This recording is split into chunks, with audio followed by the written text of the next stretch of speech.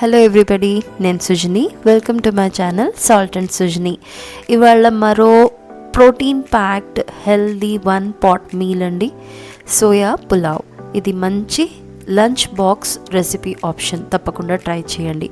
దీనికోసం నేను ఒక 1 కప్ అంతా చిన్న సోయా చంక్స్ ఉన్నాయి నా దగ్గర. అవి ఒక 15 నిమిషాలు వాటర్లో సోక్ చేసి పెట్టేసుకున్నాను. అది ఒక టైప్ ఆఫ్ వాసన ఉంటుంది వీటిలో, అది పోవడానికి నేను ఈ స్టెప్ ఫాలో అయ్యాను.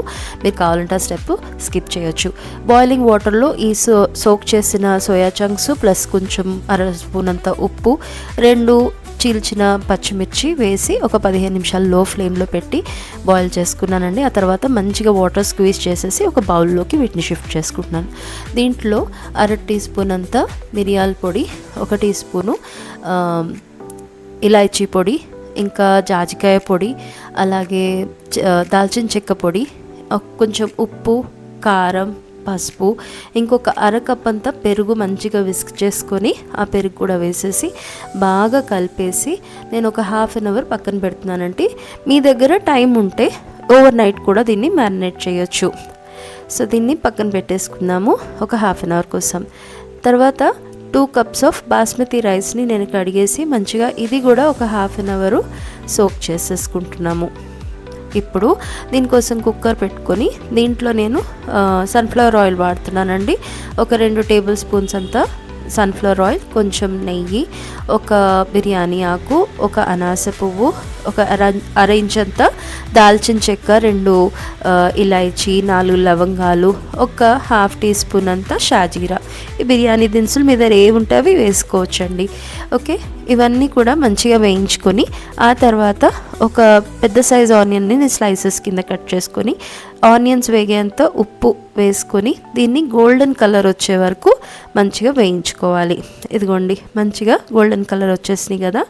ఇప్పుడు ginger garlic paste 1 tablespoon అంత వేసుకొని అది కూడా పచ్చి వాసన పోయే వరకు బాగా వేయించుకోవాలండి. సో ఇది మంచిగా వేగిపోయింది జింజర్ గార్లిక్ పేస్ట్. ఇప్పుడు దీంట్లో మనము కొంచెం 1 టేబుల్ స్పూన్ అంత ధనియాల పొడి, 1 టీ స్పూన్ అంత జీలకర్ర పొడి వేసి అది కూడా మంచిగా వేయించుకోవాలి. దాని తర్వాత ఒక పెద్ద సైజ్ టొమాటోని నేను స్లైసెస్ కింద కట్ చేసుకున్నానండి. అది ఇంకా సన్నగా తరిగిన పుదీనా, ఒక 2 స్లిట్ చేసుకున్న పచ్చిమిర్చి, ఇవి కూడా మంచిగా కలిపి ఒకసారి మూత పెట్టుకొని టొమాటో మంచిగా మగ్గిపోయేలాగా మగ్గించుకోవాలి. చాలా టేస్టీ ఉంటుందండి recipe, trust me. Box finish చేసి తీసుకొస్తారు పిల్లలు, తప్పకుండా ఒకసారి ట్రై చేయండి ఇది. ఇప్పుడు మనం మ్యారినేట్ చేసి పెట్టుకున్న సోయా చంక్స్ ఏవైతే ఉన్నాయో అవి మొత్తం దీంట్లో వేసేసుకొని ఆ బౌల్లోనే లైట్గా వాటర్ వేసి ఆ మసాలా నేను వేసేసానండి దీంట్లో. తర్వాత దీన్ని బాగా వేయించుకోవాలి. మూత పెట్టి స్లో ఫ్లేమ్లో వదిలేస్తే ఇదిగోండి కొంచెం చక్కగా ఆయిల్ తేలుతూ మంచిగా ఇది ఉడికిపోయింది. ఇప్పుడు మనం ఏదైతే బాస్మతి రైస్ సోక్ చేసి పెట్టుకున్నామో అది కూడా దీంట్లో వేసి బియ్యం గింజ విరగకుండా జాగ్రత్తగా నిదానంగా కలుపుకోవాలి. ఆ తర్వాత నేను ఇక్కడ 2 కప్స్ బాస్మతి తీసుకున్నాను కదా, 1కి 1.5 కప్పు చొప్పున నీళ్ళండి. సో 3 కప్పుల నీళ్లు వేసుకొని ఒకసారి బాగా కలుపుకొని నేను దీంట్లో కసూరి మేతి అంటారు కదా, మీ దగ్గర ఉంటే మాత్రం ఈ స్టెప్ స్కిప్ చేయకండి, చాలా మంచి టేస్ట్ వస్తుంది పులావ్కి ఈ కసూరి మేతి తోటి. సో అది 1 టేబుల్ స్పూన్ అంతా క్రష్ చేసి వేసుకున్నాను. కుక్కర్ క్లోజ్ చేసేసుకొని మనము ఇది హై ఫ్లేమ్లో 1 విజిల్ రానియాలండి, అంతే.